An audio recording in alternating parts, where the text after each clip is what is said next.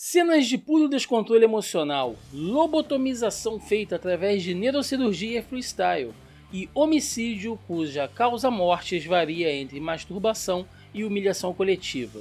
Sim, meus amigos, o episódio 4 dessa quarta temporada de The Boys foi um completo desfile de bizarrices digno de testar os limites escatológicos de qualquer um. Então vamos lá, seguindo na nossa jornada aqui de análise episódio a episódio dessa quarta temporada de The Boys, porque esse último teve de tudo: violência, sexo, drama, comédia involuntária, enfim, gente, todos os elementos aí para agradar a todos os gostos, sendo eles bons ou ruins. E como já havia sido indicado no episódio passado, a série mostraria um pouco mais da origem do Capitão Pátria e como uma infância de torturas físicas e psicológicas moldaria um monstro que vemos hoje em dia.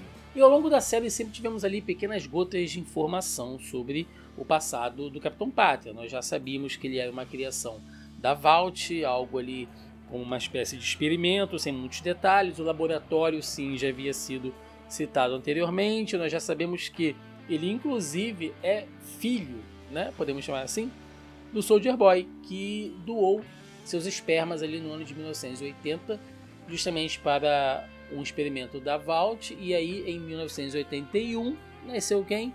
O Capitão Pátria. E nesse episódio a gente descobre que a mãe dele foi uma barriga de aluguel totalmente descompromissada, uma mulher que estava ali necessitada de grana, então ela resolveu ceder o seu útero para gerar o Capitão Pátria, que nasceu inclusive matando a mãe, né? Ele rasgou a mãe ali com um laser, depois ficou voando um cordão umbilical preso nela. Olha que cena dantesca.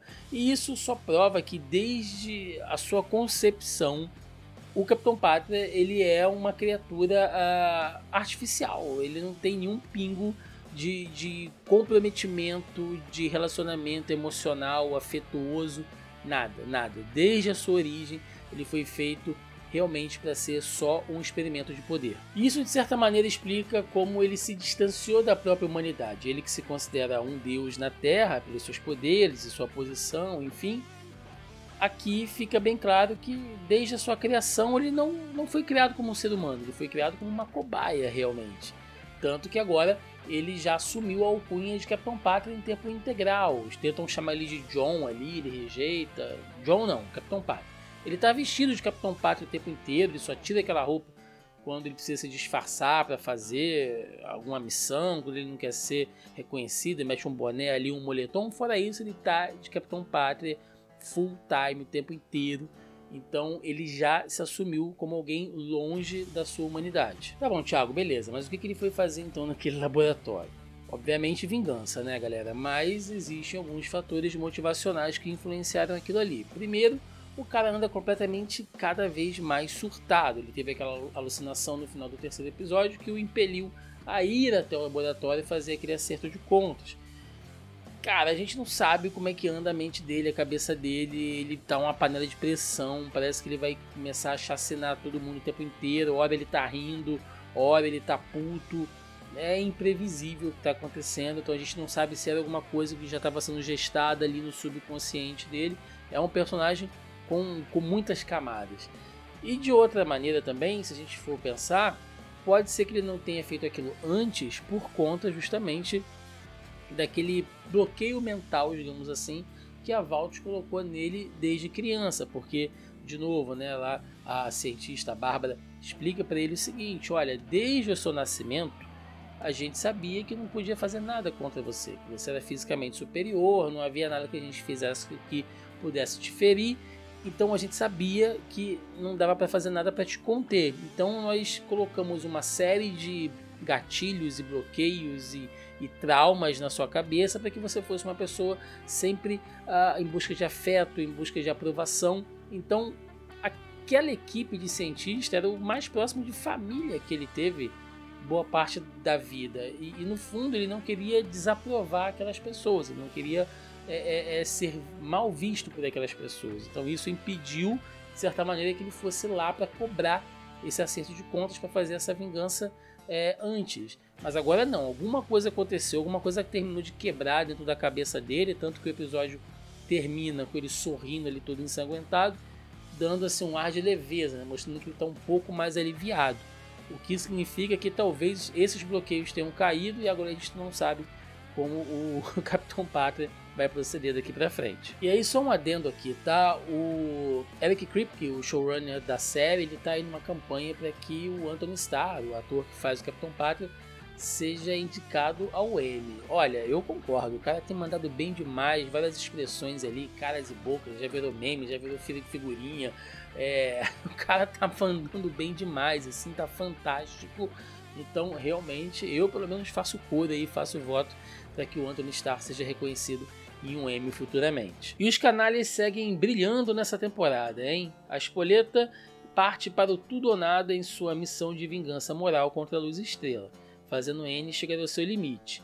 Tudo isso sem se dar conta de que, na verdade, ela apenas fez parte de mais uma das maquinações da Sábia. E a Espoleta segue sendo um dos meus personagens prediletos dessa temporada, com uma construção muito boa. Eu já falei bastante sobre ela no episódio passado, tá? Não vou voltar sobre isso. Convido a você que não assistiu ainda, vai lá ver o nosso review, nosso compilado que eu fiz sobre os episódios 2 e 3, onde eu falei muito da construção do personagem da Sábia e da Espoleta ali, das inspirações dela, porque, de novo, gente, não estou tirando coisa da minha cabeça não, tá? Já foi confirmado pelo próprio showrunner, o Eric Kripke, que essa temporada ela tá focando muito sim nesse momento de eleição, né? Esse ano é ano de eleição nos Estados Unidos, e ele tá usando aquilo ali como uma anedota, né? Como uma sátira a algumas figuras, a alguns discursos públicos que existem na política norte-americana. E a Espoleta, ela é essa web conspiracionista que a gente vê muito hoje em dia, não só nos Estados Unidos, tá? Isso já saiu de lá, isso já foi exportado para outros lugares do mundo, inclusive aqui no Brasil, que é essa galera que angaria público, grana, né? Eles estão aí no Apoia-se, nas vaquinhas, nas correntes de Pix, até no OnlyFans essa galera tá arrecadando dinheiro, espalhando mentira, espalhando conspiração. E é muito fácil você ver a Espoleta e fazer correlações com pessoas da vida real. E ela tem sido a maior arma contra a Luz Estrela, porque ela ataca aquelas pautas morais, o que tecnicamente, né, de maneira correlativa, acaba apoiando, dando força para a campanha da Victoria Newman. E a Espoleta, ela é uma personagem de si mesma, você vê que todos os jargões que ela usa, todos os termos que ela usa, tudo muito bem programado ali, tudo é muito bem amarrado. Ela mesma já admitiu ali para Sábia no episódio passado que ela não acredita naquelas coisas que ela fala, só que ela vem de uma ideia, ela vem de um propósito, foram as próprias palavras da personagem. Ela entende que aquele público, que aquela pessoa que ela atinge é alguém que está passando por algum tipo de desalento, de desilusão, que está inconformada com a vida como ela é.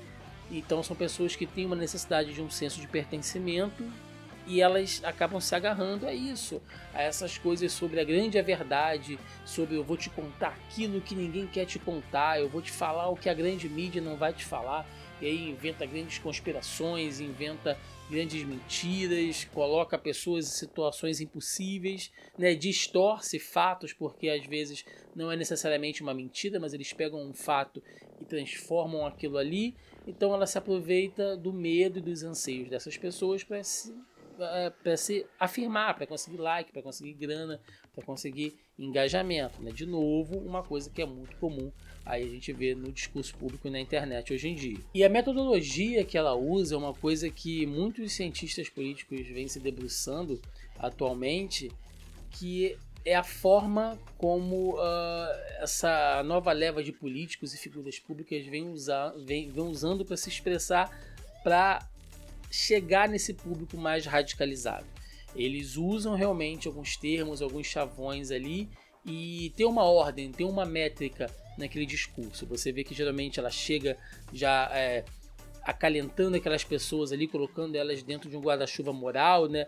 Então ela chega já ali com olá, meus patriotas queridos, né? Aquela coisa do cidadão de bem, ou seja, pessoas que estão ali por merecimento. Se você está aqui, você é um patriota de verdade, então você merece estar aqui e ouvir toda a verdade, você merece estar junto com a gente, lado a lado, aqui sempre em força, contra aqueles que querem nos derrubar. Então ela já coloca essas pessoas, né, de novo dentro desse guarda-chuva, vai fechando todo mundo dentro dessa bolha e começa a lançar um monte de discurso, um monte de platitude, um monte de pauta moral ali sobre a coisa da família, dos costumes, do bem-estar, e misturando isso com maluquices e invencionices ali. Ela tá falando o tempo todo de que não, estamos aqui pelo melhor do nosso país, porque lá não sei aonde estão escondendo crianças e não sei o que. Ou seja, ela vai misturando conspiração com a pauta moral, e sempre em algum determinado momento, vocês podem prestar atenção,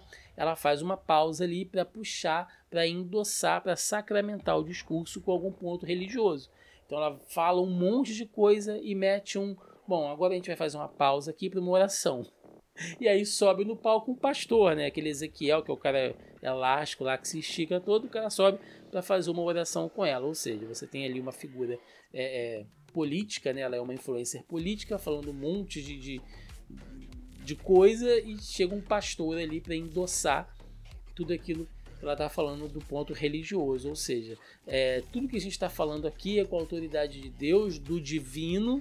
Então a gente está sob uma luz superior e tudo que a gente falar aqui vai estar endossado sobre isso. E aí, quando ela é confrontada pelo Billy Bruto, mostrando ali um vídeo, uma foto lá do passado dela, onde ela assediou, abusou, né, tecnicamente, de um menor de idade, ela dobra a aposta. Ela mesma vai lá, publica a imagem e corre para o palco para se confessar sobre um erro do passado. Esse tipo de atitude, ele é conhecido, né? Tem um jargão ali que se diz esticar a corda, que é o que? Você chega no limite, você chega na borda, estica a corda daquele discurso para ver até onde vai. E aí quando você fizer isso, você estica de novo. Então você vai afrouxando certos limites. Você testa o seu público, você testa a mídia hegemônica, você testa os seus adversários para ver o que eles vão fazendo. E aí você vai se adaptando à forma como as coisas acontecem. Então ela vai lá, reconhece o erro, diz que errou, mas que ela renasceu em Cristo e que agora ela, como uma pessoa superior, ela vai deixar aquilo do passado não a molda mais como uma pessoa que ela é do hoje, né? Só que, por outro lado, a luz estrela, e aí começa a falar um monte de coisa para desumanizar a sua adversária, porque afinal de contas, ela, sendo uma pessoa abençoada, que escolheu o bem, né, que está sob ali um dogma religioso, ela pode errar quantas vezes quiser, porque afinal de contas ninguém é perfeito e Deus vai te perdoar se você for sincero. Mas o outro, não.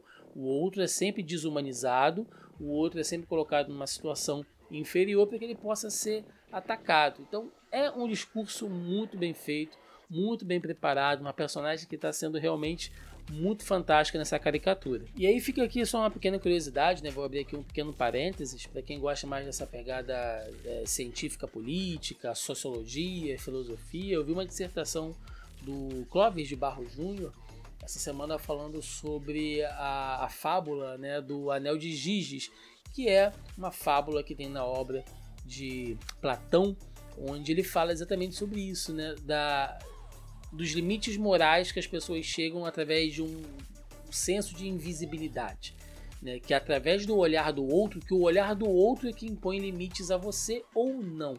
Então, de repente, você está numa situação de poder, ou você está numa situação de controle, e aí você pode falar e fazer certas coisas que a visão do outro contra você não impõe certos limites. Então você vai indo cada vez mais e mais e mais longe.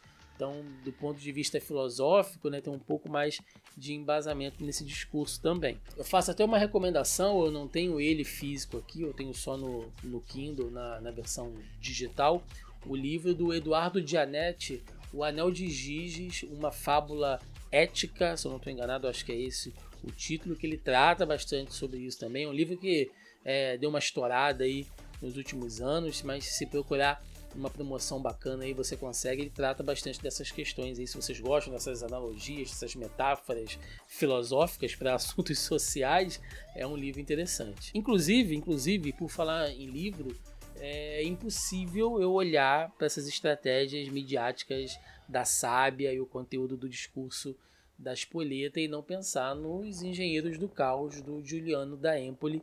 Um livraço, foi um dos primeiros cientistas atuais, né, cientistas políticos, lógico, que eu vi que abordaram o nascimento dessa metodologia de discurso de uma extrema-direita ou de uma direita mais radicalizada que nasce ali nos Estados Unidos antes da eleição do Donald Trump, principalmente tutelada com as estratégias ali, a montagem técnica do Steve Bannon, que depois exporta isso para a Itália, isso vai chegando em outros lugares da Europa, chega aqui no Brasil também. Então, quem tiver interesse, é outro livraço também, você encontra fácil por aí. Quem sabe, né? Quem sabe a gente não pode fazer um vídeo aqui só com livros que você consegue ler e entender a crítica política em The Boys. Se vocês se interessarem, né? Tem gente que não gosta muito dessa pegada, mas de repente, se alguém se interessar, deixa nos comentários aí que a gente monta uma pautinha aqui, quem sabe. Mas o ápice mesmo das atitudes da Espoleta foi ela confrontar a Luz Estrela daquela maneira, expondo ela, os segredos dela, mostrando o prontuário médico, cara. Se eu não me engano, acho que isso é até crime, tá? Mas enfim, como eu disse, é uma galera que estica a corda o tempo inteiro, e essa estratégia que ela usou, que na verdade quem usou foi a Sábia, né? Só que acabou sobrando para a Espoleta ali. É algo que é muito comum, tá? Que é o quê? Que é você provocar o seu adversário ao ponto do cara exceder o seu limite. É algo que a gente vê na política atual hoje em dia, não só entre os políticos, mas jornalista, influencer, web celebridade, até pessoas mais low profiles ali, pessoas desconhecidas que querem conseguir um engajamento muito rápido, fazem isso também. Que é o quê? Você confrontar alguém ou em algum lugar, ou um grupo, chega lá numa manifestação ou num ambiente, enfim, qualquer, você chega, confronta aquela pessoa, provoca ela de todas as formas possíveis até aquela pessoa tomar alguma atitude, né? Vai te dar um tapa, vai te dar um empurrão ou vai te expulsar ali daquele local, e sempre estão filmando ali, tá com o celularzinho na mão ou tem uma outra pessoa filmando por trás, e aí vem sempre o mesmo discurso, né? Olha só, olha que pessoa que é muito democrática, né? Eu vim aqui falar, ela me bateu, ou ela me expulsou, né? Esse é o ódio do bem, essas são as pessoas que querem liberdade de expressão, mas que atingem as pessoas que pensam ao contrário. Ou seja, ela vai lá, ela força uma situação, manipula uma situação para se vitimizar depois. Essa também é outra estratégia que é muito bem usada, e nesse episódio, para mim, a Espoleta brilhou. E já que citamos a Sábia, que personagem, hein? Mesmo que ela tenha aparecido muito pouco nesse episódio, a gente sabe que tudo que rolou foi porque ela mexeu no seu jogo de xadrez para manipular essa galera. Como eu disse, ela é a grande analogia ali ao Steve Bannon, né? Só que The Boys é uma série extremamente provocativa, pegar uma mulher preta para fazer uma analogia ao Steve Bannon, que é um outro estereótipo. Mostrando que, assim, na verdade, cara, não tem que se prender muito a isso, né? Sai dessa do estereótipo do cara que é o nerdola, do cara que é o lacrola, da feminista, do fascista, né? Daquela coisa do estereótipo físico. Sai dessa, desencana dessa, porque é lógico que quando a gente olha para determinados grupos, existe um certo... como é que eu posso dizer? Um certo padrão estético, até porque a estética visual ela é uma forma de simbolismo, né? Quando você estuda coisas como semiótica, por exemplo, você sabe que a maneira como você se veste, como você penteia o cabelo, você está passando uma certa mensagem que um determinado grupo pode te abraçar ou não. Isso é completamente real.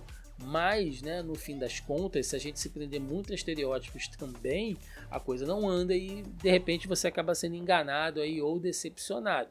Mas enfim, de qualquer maneira, a Sábia segue sendo ali essa mentora política por trás do golpe, né? Como eu disse, golpe é a palavra que ela usa no episódio anterior, ali para colocar a Victoria Newman lá no poder e, consequentemente, também o Capitão Pátria por trás de tudo. E ela já está usando todos os recursos possíveis da Vault, ela está investindo grana ali, ela mesmo cita, né? Não, a gente já ativou aqui todas as fazendas de like, os bots, já acionamos aqui os influenciadores, então ela está investindo grana, que é coisa que a gente vê alguns políticos também fazendo hoje em dia, políticos que usam esses métodos artificiais para impulsionar o seu discurso, o que não significa que essas pessoas não sejam influentes, que elas não sejam poderosas, que elas não tenham força. Não é isso, não é isso. Às vezes você já tem um político que é grande, mas para fazer uma determinada informação circular mais rápido naquele momento, para alcançar um volume muito maior, ele utiliza sim, né? Você entra aí nas redes sociais, você vai ver sempre ali que tem um monte de gente de verdade apoiando, mas tem um monte de bot, tem um monte de fake que usa para dar volume, e aí sim aquela mensagem acaba se propagando de maneira muito mais rápida. E teve aquela cena dela com o Profundo que, assim, foi difícil pra mim, tá? Eu confesso pra vocês, eu tenho uma certa fobia com o negócio de olho, caralho, só de falar já me dá uma agonia. Qualquer coisa mexendo em olho, furando, cortando, eu não consigo. Quando eu assisto os Jogos Mortais ali, que tem alguma coisa de ferir o olho, cara, eu fico doido. Né? Poucas vezes na vida que eu precisei fazer um exame, que eu precisei colocar uma lente de contato, eu sofri muito. Então foi muito difícil assistir essa cena, mas foi muito interessante. Porque vamos lá, vamos pensar um pouquinho nesse relacionamento da Sábia com o Profundo. Ela começa o episódio rejeitando o cara, eles já tinham ficado antes, e no final eles acabam se pegando ali. Eu quero voltar rapidinho aqui no que eu falei no vídeo passado sobre isso, olha só. E eu fiquei pensando, será que ela faz isso por uma espécie de fetiche? Né? Ela que é a pessoa mais inteligente do mundo, tá ficando com um cara que é um verdadeiro imbecil. Né? Será que isso dá uma certa sensação de superioridade a ela? Será que submetê-los com a inteligência dá um certo tesão nela? Não sei, né? Talvez. Então, no fundo, eu estava certo. Só que é pior do que eu imaginava. Ao ponto de que a Sábia não só sente ali um certo tesão, mas ela precisa, né? Ela prefere ser temporariamente lobotomizada para chegar no nível mental de um cara como o Profundo para poder curtir alguma coisa. Olha só, é como se virasse uma chavinha dentro dela ali, já que ela é a pessoa mais inteligente do mundo, para que ela consiga se divertir com coisas banais, com coisas triviais. Ela prefere ter ali parte do cérebro dela raspado, sofrer uma lobotomia, para poder interagir com um idiota. Então é muito mais drástico, é muito mais terrível do que eu pensava. E pra gente encerrar, do lado dos mocinhos, a coisa também não anda muito fácil. Porque quem não está lidando com algum drama do passado precisa resolver as questões emocionais do presente. E teve esse arco do Hyuk que eu não sei, pra mim ele até então estava muito fora dos acontecimentos da série. Ele que era um dos personagens principais, a gente sempre viu os acontecimentos através do ponto de vista dele, ficou um pouco de escanteio, talvez para dar mais espaço para outros personagens, tudo bem, isso é completamente compreensível. Só que até então não havia muito movimento, ele estava fechado ali naquele subplot lá do drama da família, né, o pai doente, enfim. E aqui ele teve um pouco mais de destaque, ele fez ali um acerto de contas com o Trem-Bala, achei que foi uma cena legal, uma forma dele aliviar um pouco aquele peso no coração dele, o drama dele em tentar salvar o pai, e acho que poucas pessoas teriam aquela coragem de fazer o que ele fez, né? Ele com a cura do pai na mão e ele não faz porque o pai já havia pedido para não fazer. Se chegasse até aquela situação, o pai preferia morrer do que tentar alguma outra alternativa, enfim, só que termina com o composto V entrando na veia do pai, o que me faz pensar se não foi a própria mãe do Hyuk que fez aquilo, porque ela vai e abraça o Hyuk ali e quando ele volta o composto já está lá no soro do pai dele. Se foi isso, cara, talvez a mãe do Hyuk tenha previsto isso desde o começo. Talvez ela tenha tentado fazer o Hyuk conseguir um pouco de composto V. Pode ser que ela não tenha usado tudo, pode ser que ela tenha guardado um pouco. Será que ela não é um agente da própria Vault? Será que ela não é um agente do governo que queria uma amostra de composto V, já que o Capitão Pátria está guardando tudo agora? Se foi isso, cara, olha, parabéns, porque essa velha é uma arrombada. Sobre terapias, podemos falar da Kimiko, que foi confrontar o seu passado literalmente, caiu ali na porrada com alguns membros do exército incandescente lá, e também confrontou aquela menina daquele passado dela e jogou na cara dela que vai odiá-la pra sempre e tudo mais. Foi uma coisa meio de catarse ali, ao ponto de que quando a Kimiko retorna, ela joga o material de terapia fora. Eu tinha até achado bom, cara, ela que sempre foi, que ela começa a série de maneira totalmente introspectiva, depois vai se soltando, tem esse trauma dela que ela não fala ali por alguma razão, Então eu achei legal ela ter começado a fazer terapia, mas como nessa série tá todo mundo fudido da cabeça mesmo, não me surpreende ela ter abandonado. Agora, pesado mesmo é o drama lá do francês, hein? Ele resolveu revelar pro Colin porque ele não aguentava mais de culpa, né? Ele pede, pelo amor de Deus, cara, para de ser legal comigo porque eu matei teus pais, eu matei tua família. E no fundo, eu acho que ele queria que o Colin se vingasse dele, né? Porque ele é muito corroído pela culpa das coisas que ele fez. Ele tem um pouco de sentimento de autodestruição ali. Ele reconhece, ele sabe. E poucas pessoas teriam coragem, talvez, de fazer. Talvez tivessem se afastado sem falar nada. Ou tivesse mantido a coisa entre as coxas mesmo. Não é fácil você revelar assim, um segredo que vai afetar uma pessoa. Principalmente alguém com a qual você está tendo um relacionamento afetivo. Billy Bruto está sendo uma incógnita. Porque eu me arrisco a dizer que eu acho que ele nem tá morrendo, não. Eu acho que o que ele tá passando é algum efeito colateral pelo uso de composto V somado ao soro que ele já havia usado antes. Então alguma coisa tá acontecendo dentro do Bruto. A gente vê ali uma criatura dentro dele passando pelas costas e tal. A gente descobre que ele usou composto V escondido que ele roubou lá do francês para tentar se curar. Quem sabe o Bruto não tenha desenvolvido novos poderes, não esteja se transformando em alguma outra coisa nova. Então pode ser que nem morrendo realmente ele esteja, que ele tá mal. Mas, enfim, mesmo que ele realmente esteja morrendo, eu acho que ele desenvolveu sim alguns poderes. E para fechar, nossa querida Luz Estrela completamente apagadinha, né? Ela foi agora destroçada moralmente ali pelas atitudes da Espoleta e já foi colocada de lado na campanha política do Singer. E eu quero só puxar aqui pra gente fechar, não sei se vocês perceberam a sutileza ali, mas no discurso daquele projeto do Singer, caso ele ganhe, né, pra prender, pra tirar de cena alguns supers, tem uma coisa meio racista ali, porque é lógico que ele não quer mais a influência de nenhum meta-humano, né, de nenhum super-humano nos órgãos públicos, nos órgãos de controle, na política, na segurança pública, mas ele também, né, por ele vai começar a prender toda essa gente. Então, de novo, né, não é porque a gente está falando de alguém que está do outro lado dos vilões, digamos assim, é que são pessoas boazinhas, cara, não são, esquece isso nessa série, tá todo mundo errado. E é isso, gente, espero que vocês tenham gostado, essa foi a nossa análise do episódio 4 da 4ª temporada de The Boys, seguimos firmes e fortes aí. Se você gostou, não esquece de dar aquele like. Se não gostou, pode dar dislike também, não tem problema, mas comenta aí, cara. Dá a sua opinião do que você está achando dessa 4ª temporada da série. E caso não seja inscrito, se inscreve no canal, pô, ajuda a gente demais aqui. Se puder, compartilhe também com algum amigo, fica com a gente, que nos ajuda, nos incentiva bastante. É isso, eu vou ficando por aqui, até a próxima, valeu!